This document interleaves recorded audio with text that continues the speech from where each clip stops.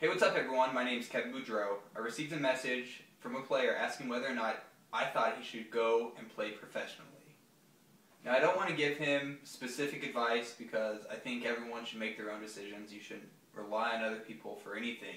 Once you get older, you'll realize that you have to take responsibility for all your decisions. You can't pawn off any responsibilities on other people and then expect them to worry about you as much as you can worry about yourself. That's family, your best friends, everyone. That's just a little piece of advice. But going back to that question, should you go pro? And I'm just going to give some general advice on strategies to go pro maybe, whether or not you should go pro, qualities or characteristics of people that might do better going pro. I'm going to start this off by sharing a story with you. So, me and my old roommate, Gabe, who went by GP333 on PokerStars, we had a place up in Breckenridge for just about a year. It was 9 months from one World Series to the next. And while we were living there, we ended up buying some slingshots on Main Street. And we would get some rocks and shoot those, but we found we were a little too lazy to walk down the deck and want to shoot those. So we took some peanuts outside and we started shooting those peanuts. We had a massive bag of peanuts. So we ended up going away on a poker tournament, or it may have been just like Christmas time, and Gabe went back home to Virginia, and I went and spent time with my family in Colorado Springs, which is about a 2-hour drive away from Breckenridge. And when we came back, we were surprised to see that a lot of our peanuts were gone. And for a day or two, we didn't know what had happened. And then on the third day, we caught a squirrel. And it was clear that this squirrel was the only squirrel that had been eating this bag of nuts because he was fat. And this is my first lesson. Basically, what type of squirrel would you be if you come across those big nuts? If you're a winning poker player squirrel, your job is to get all those nuts as fast as you can in a safe spot. Picture those as the fish's chips at a poker table. You don't want to leave those around waiting for other people to get them.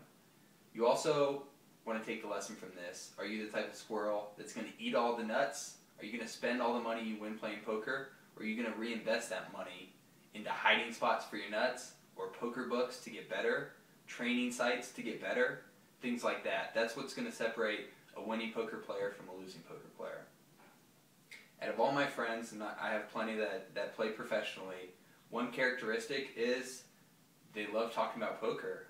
It's something that you actually have to get us to consciously make the decision to not talk about poker in many situations, because it'll inevitably get to the point where we're just sitting there talking about hands, different tournaments, different people, things like that. So if you don't think you're the type of person that could really get into that, and you're just looking for that easy way out, you just want to sit at home, relax, make your own hours, be your own boss, well, you might be okay, you might be able to make a little bit of money, but the real successful people, the ones that really get to enjoy the sweeter life of a professional poker player, those are the people that want to be the best at poker. They've worked their way up the limits, they spent plenty of time, and they got all the way up there to a point where they're making lots of money per hour. And just because they spent lots of years there doesn't mean you can't do it. I think the big difference between when I started playing poker in 2004 and today is the training materials out there are way, way better. When I played, I think the best book might have been Super System, and now you have coaching sites like Deuces Cracked, Card Runners. I mean, there's probably 10 or 15 sites out there that make training videos. There's tons and tons of books out there. Many of them are good. My friend Jonathan Little wrote a couple tournament books. Check those out if you haven't. And I think that's the difference. If you're the type of person that you don't see yourself wanting to spend your time on poker forums talking about poker, or talking about hands, or reinvesting that money back into yourself, investing that money into your brain, making yourself a better poker player, then you probably won't be successful. And just like that squirrel that got really fat because he was lucky enough to find a big bag of nuts, there's plenty of people out there that can try poker, and they can play for a little while, do well, and think they have what it takes. And that's when you really have to sit back and be honest with yourself. How long have you been playing? How many hands have you logged? How many tournaments have you played? How much money have I really won playing poker? Those are all questions you need to ask, and if you can't answer those honestly, then you're not going to be successful.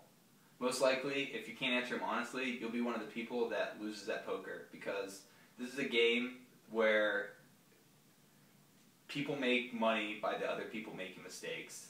People think there's lots of luck involved, and there is lots of luck hand to hand, but in the long term, it's clear the better players win. And that doesn't mean that somebody that doesn't have as many skills won't win the main event, or they won't have a sick run-up where they end up making millions of dollars. Yeah, millions of dollars. There's people out there that just go crazy. They just go up the limits really fast, and it happens. But you can lose money really fast if you're doing it that way. There's also people like Nano Noku, who's a PokerStars pro.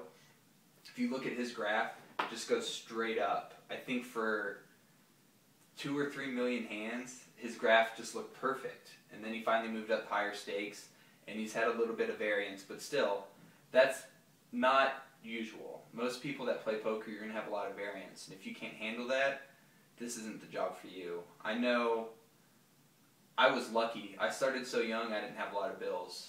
For me, I reinvested a lot of money because I didn't have anything else to spend it on. I thought it was awesome that these poker books were teaching me to take my friends' money, and I just bought more and more of them. I spent tons of time on the forum, and I realized I can make money at doing this, but it was like a job, and if you treat it like a job with very flexible hours because you're your own boss, then you will be successful.